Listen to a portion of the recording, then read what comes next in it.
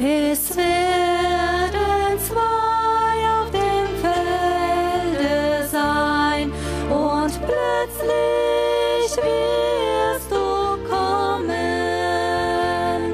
Der eine bleibt draußen vor der Tür, der andere wird angenommen. Ganz unverhofft, so wie ein Dieb in der Nacht, wirst du in den Wolken erscheinen. Das kann doch nicht wahr sein, wird man dann sagen. Der eine wird jubeln, der andere weinen.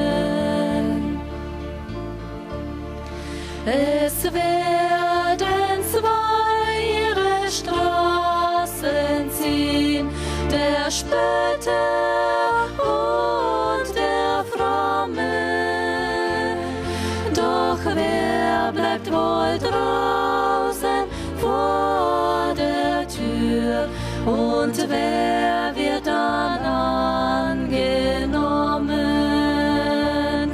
Ganz unverhofft, so wie ein Dieb in der Nacht, wirst du in den Wolken erscheinen.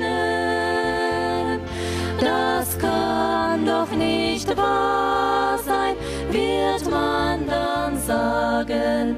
Der eine wird jubeln, der andere weinen.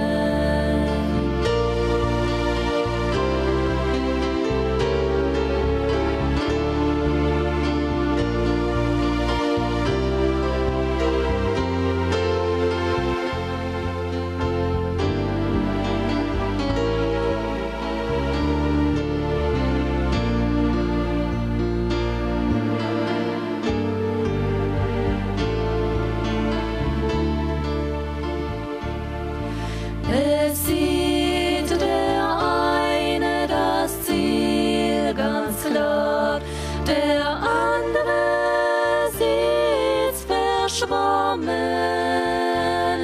Ist Jesus für uns die Himmelstür, so werden wir angenommen. Ganz unverhofft, so wie ein Dieb in der Nacht, wirst du in den Wolken erscheinen.